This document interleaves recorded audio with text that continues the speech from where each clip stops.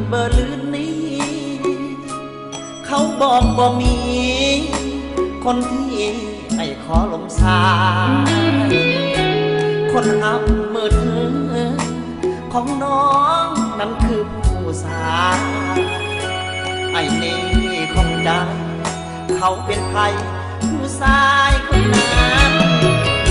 เบอร์โทรติดต่อมั่นใจว่าเป็นเบอร์นี้มาเกือบปีเบอร์นี้สื่อสาย3,000เจ้าของเบอร์ถือเดี๋ยวนี้น้องอยู่สายกันจึงปล่อยผู้ชายคนนั้นหับสายที่อายโทรหาน้องเปลี่ยนเบอร์โทรเลยเปลี่ยนแฟนควงแขนเคียงข้างอยากรู้จากปากของนางว่ามีที่หวังไม่แล้วแก้วตาห่างไกลใจเหงาคิดถึงเจ้าอยู่ทุกเวลาเสียงแห่งที่อายโทรหาแก้วตาน้องบอกคำสาลองโทรเบอร์ใหม่หับสายคนเก่าแต่มีเสียงเจ้ายกเขาดังมาตามสายโทรเอ่ยแฟนเขาบอกคิดจะเป็นไปได้น้องเหยียบยามน้ำใจแฟนคนเก่าเจ้าได้ลงคอ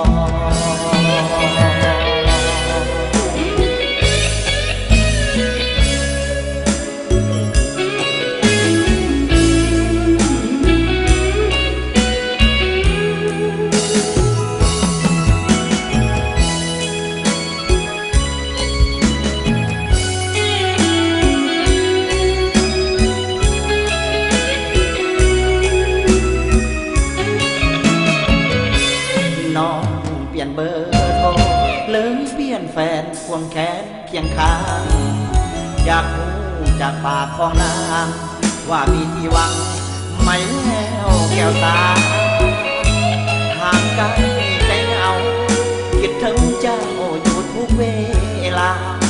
เสียงแห่งที่อายโทรหาแก้วตาน้อ